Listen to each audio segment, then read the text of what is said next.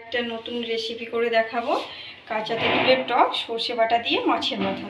তো দেখে নাও আমার কি কি লাগছে।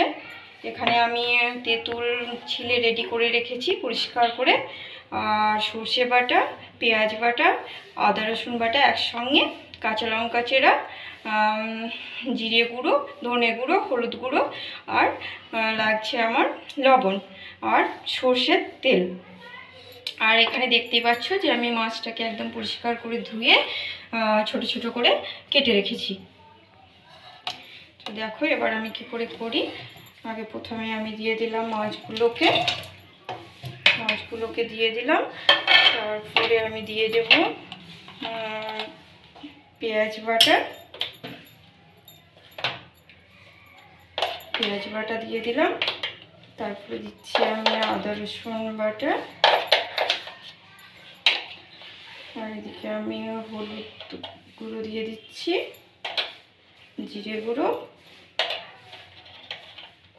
ধনে গুঁড়ো, লবণ আর কাঁচা লঙ্কা চেরা।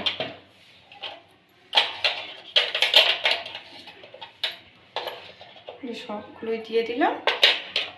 আর একটুখানি দেবো আমি লঙ্কা গুঁড়োটা দিলে একটু ভালো লাগবে দেখতে। আর এখানে আমি দিয়ে দিচ্ছি সর্ষের তেল। তারপরে এই সব উপকরণ দিয়ে আমি ভালো করে মেখে নেব।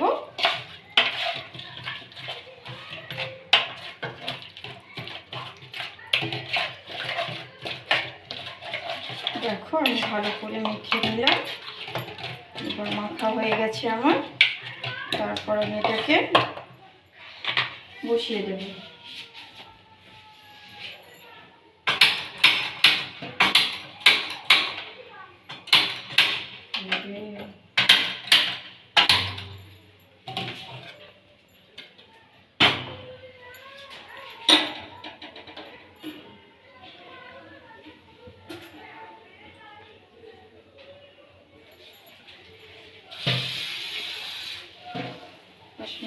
আমি এক পেটি জল দিয়ে দিলাম।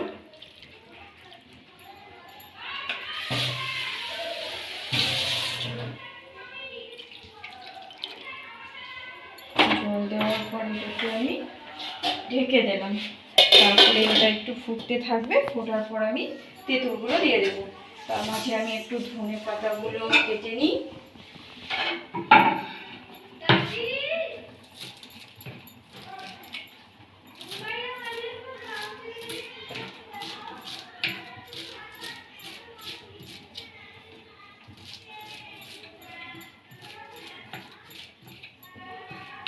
ধনে পাতাগুলো আমি একটু কুচিয়ে কেটে নিলাম। সব শেষে ধনে পাতাগুলো দিয়ে দিব।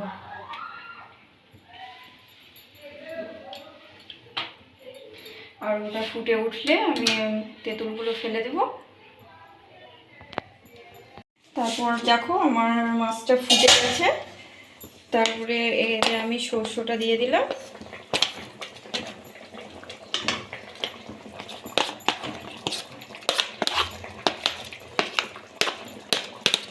সরষেটা দেওয়ার পর আমি একটু নেড়ে চেড়ে নিলাম। তারপরেতে আমি একটা একটা করে সুন্দর করে সাজিয়ে তেঁতুলগুলো দিয়ে দিলাম।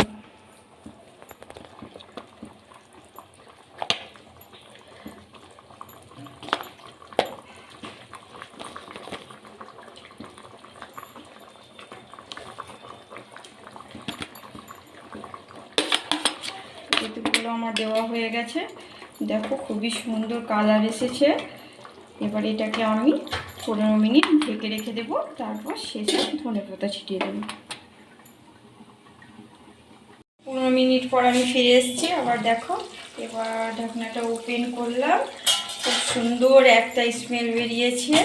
হ্যাঁ, আমার রান্নাটা প্রায় রেডি। আমি এবার উপরে একটু ধনে পাতা কুচি ছিটিয়ে দিচ্ছি।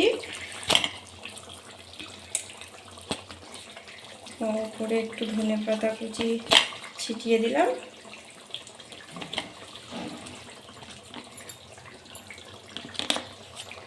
তো এবার রান্নাটা আমার রেডি হয়ে গেছে।